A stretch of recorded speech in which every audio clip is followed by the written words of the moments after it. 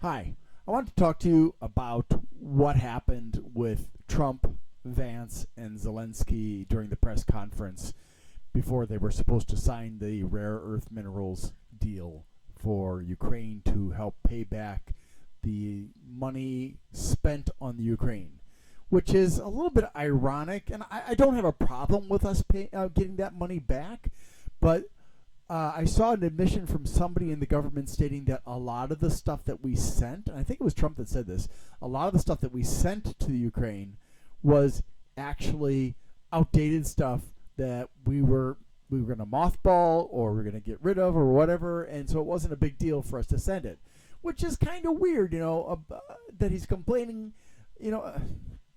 Anyways, so I watched the short version first, which is what everybody has watched because that's the one that gets shared the most. It's not the long version, the full version. The full version is almost an hour. But 10, 11 minutes, most people don't mind that. But they don't want to spend an hour looking at the full version. Even though oftentimes, and this is true, when you don't watch the complete video, you get a distorted understanding of what happened. And I've seen that with Trump videos. I've seen that with many other people's videos as well, where it's taken out of context. Even worse, it's edited to remove words and statements to completely distort what the person is actually saying, which I think should be illegal personally. Anyways, so I watched that and I was like really, really shocked because of the poor behavior of the man behind the sofa, whom I think might have been part of his cabinet or something, part of Trump's cabinet, that is. Then I also was shocked by how Vance treated him. It was very condescending and non-factual. Of course, I've come to expect that from Vance. Vance doesn't seem to care about facts. He only cares about what's going to get him points with his boss, because he's a lapdog. I mean, this is the guy who said, I'm a never Trumper. Trump is blah, blah, blah, blah, blah. And here he is, kissing Trump's butt. So I have no respect for Vance whatsoever. And if you take some time to research, you'll discover that some of the stuff that he wrote in his book, Hillbilly Elegy, is nonsense. The stuff where he praises his parents and stuff, his parents apparently were very dysfunctional. I think he said his mom was actually a drug addict or something like that, and he has on other occasions said bad things about them. So were his parents good or were his parents bad? Depends on whether you listen to him or his book or other sources as well. But anyways, and then of course Trump tore into Zelenskyy. Now, I thought, my gosh, what are they doing? This doesn't make sense. And from what little was provided in that clip, it didn't make sense. There was no explanation. And it was embarrassing. As an American, I felt embarrassed watching them treat this man so poorly. Then, and I think this was on Twitter, there was this guy who I forgot his name, I forgot, Richard somebody or other, I think it was Richard H, I think, and he said, when I watched this version of the press conference, I was shocked. I was upset about it. But then I watched the full one, and I came to understand that he was making a power play, and that Trump and Vance were right to shut him down, and he was blah, blah, blah this and blah, blah, blah that. And I was like, what? Because the clip, according to this guy, was not showing the full story. So I thought, okay, I'd better watch. Apparently, 10, 11 minutes wasn't enough. So I found the full clip from C-SPAN, and I watched it, and I came away with an even worse opinion than the first time. Because for a portion of the video, it's going really well. Everybody's smiling and talking nicely and stuff like that. And then suddenly that jackass behind Vance, behind the sofa, criticizes him for not wearing a suit. What the fuck? He's not an American. He doesn't have to conform to our culture. He's the leader of his country. He dresses how he chooses to dress. And what right do you have to publicly shame him, internationally shame him, you jackass? That really, really was unacceptable. And I'm going to touch on that further later on. Then it goes on for a while longer.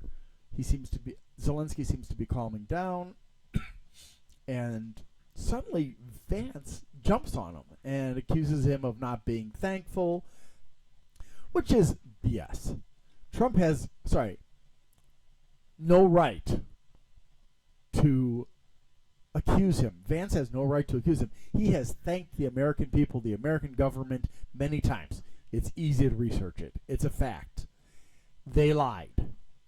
And so I became really angry with Trump and Vance. I'm already angry with them, so this didn't make it any better, but I was really angry, and I felt so bad for Zelenskyy. He was trying to explain himself. And now, you have to understand, I'm a former English as a second language teacher.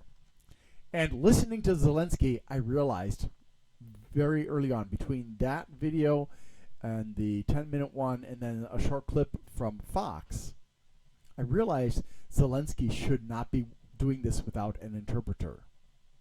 His English is way too low for diplomatic conversations, for politics. He doesn't have the ability. And so some of the people are misunderstanding Zelenskyy because he just doesn't have the language. He doesn't know the right way to say things. But that's only part of the story, and I'll explain that later. And so it goes on, and Trump is yelling at him. He's talking over him. And all Zelenskyy did that set Trump off is he was responding to Vance, and it was clear that he was agitated with Vance's behavior, which was very disrespectful, even though Vance was accusing him of being disrespectful.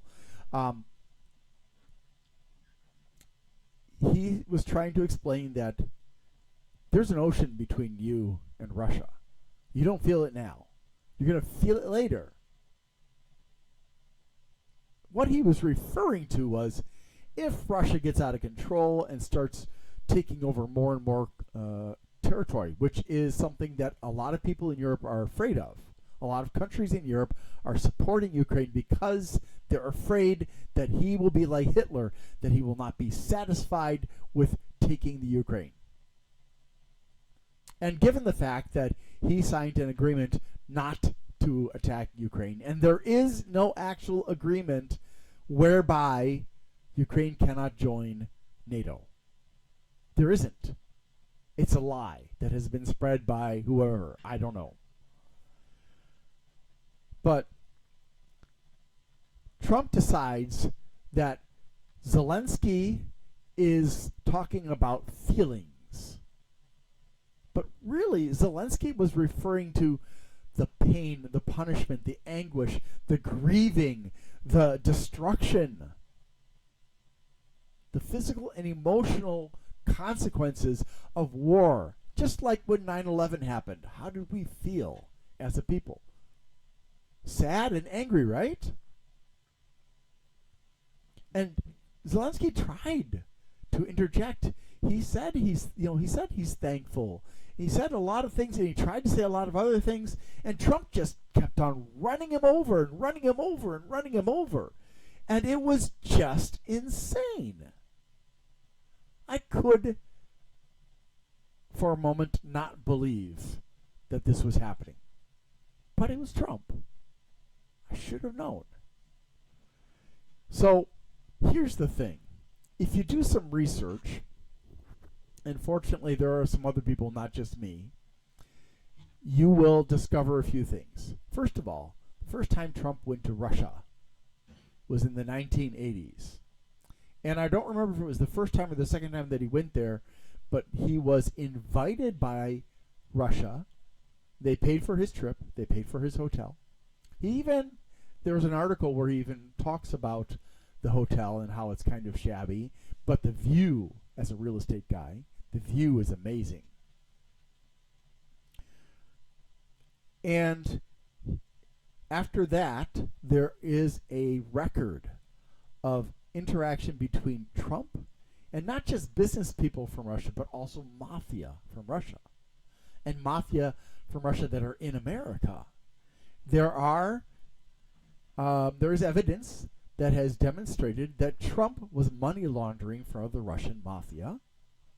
This is what has been alleged, and there are court documents, there are investigative reports, and so on and so forth. I don't know why this didn't come out during the election. Maybe they didn't feel that they had strong enough evidence. I don't know. But the list of things that Trump has done that are bad, starting with his racist mistreatment of his tenants in his slum apartments, and moving on to his adopting the advice of Roy Cohn to lie, lie, lie, and lie, and when you're found guilty, continue to lie, never admit it. And his sexual harassment, his adultery,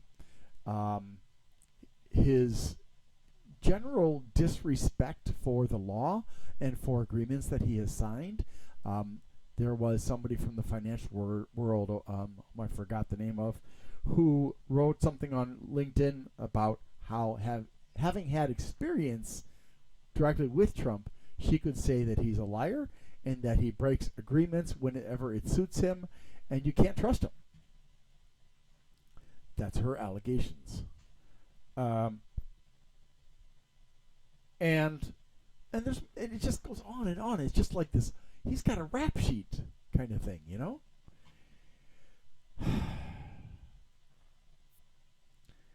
And as I was watching the video, something caught my attention. I mean, really caught my attention.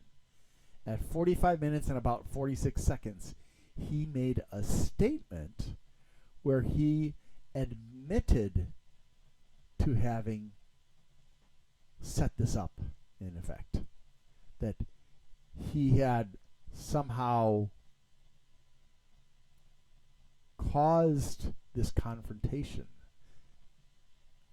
And if anybody was making a power play, it was Trump, not Zelenskyy. And Trump basically admits it. And I was just shocked that he actually said that.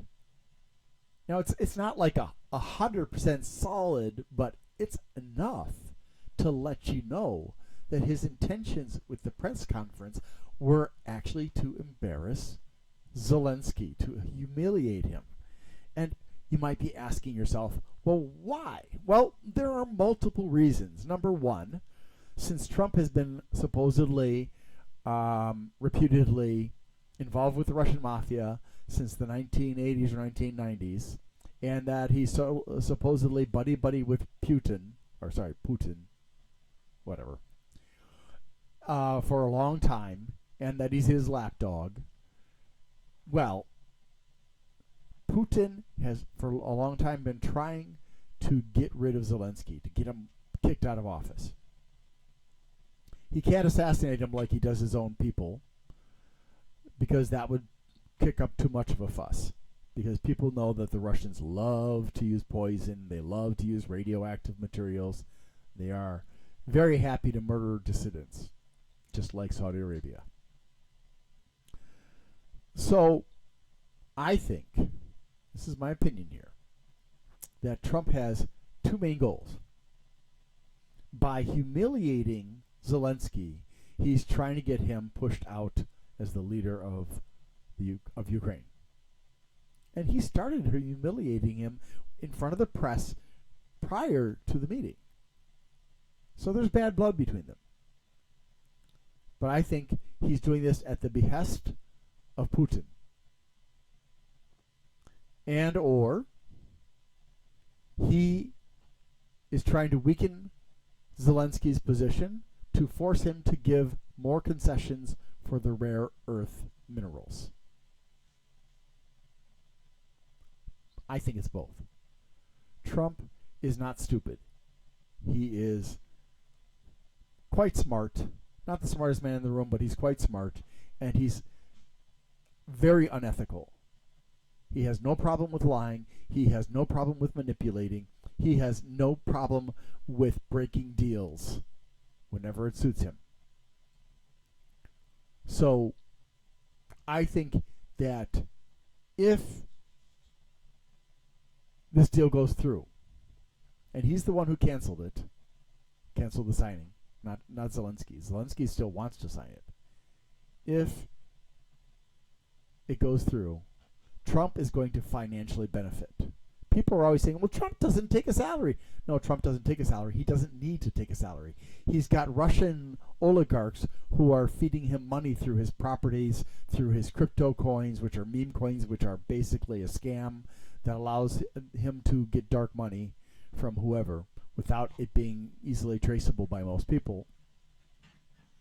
And on top of that, he got, in his first term, prior to his first term, he got $10 million in gold and money from Egypt in order to lift the embargo when he became president, which he did.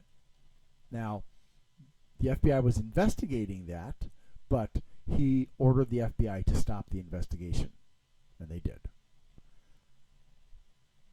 So I think that he is going to profit mightily behind the scenes in a backdoor secret agreement, that he will get a percentage of that money.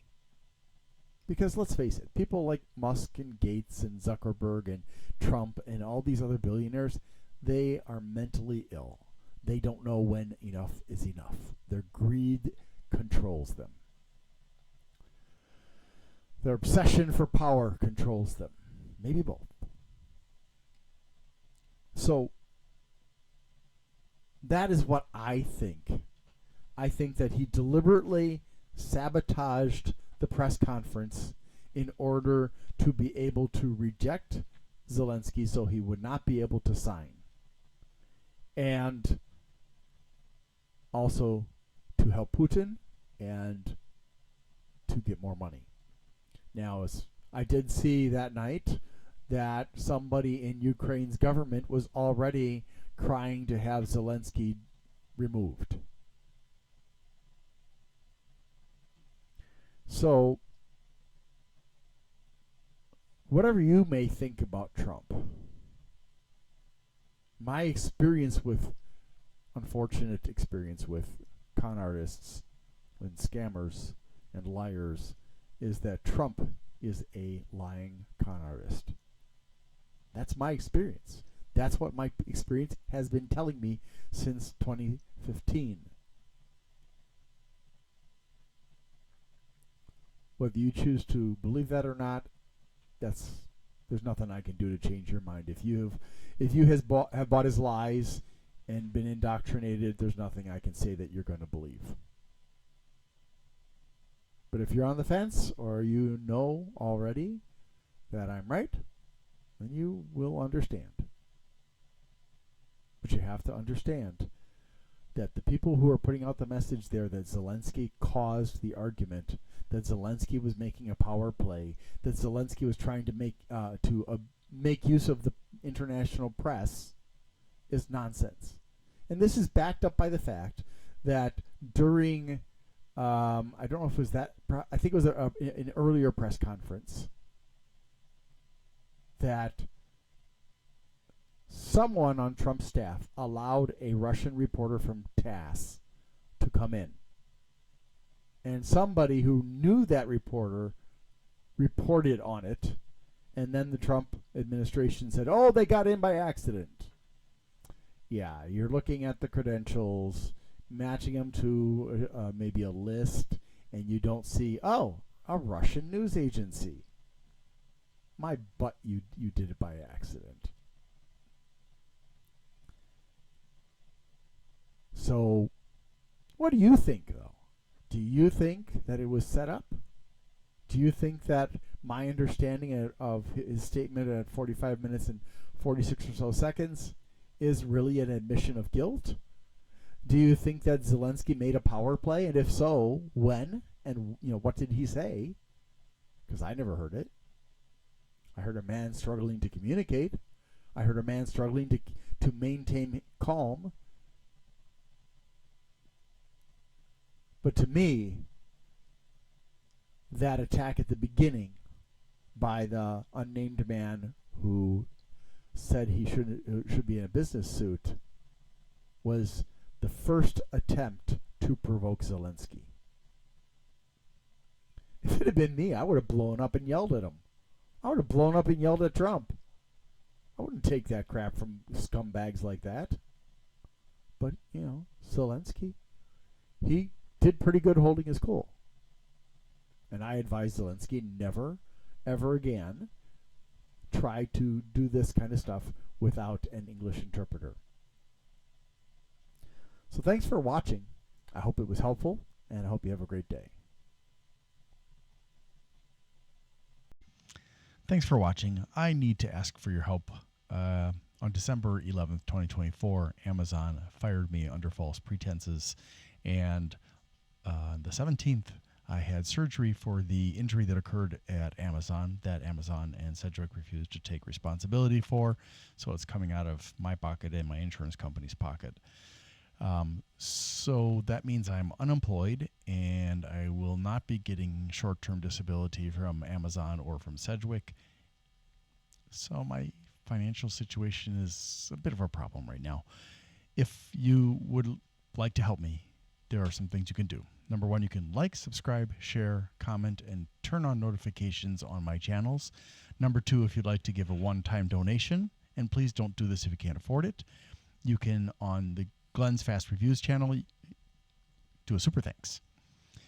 Number three, if you would like to help me on a monthly basis, you can become a member on Glenn's Fast Reviews, and or you can go to patreon.com/GLENNMII and become a member there. Thank you so much for your support.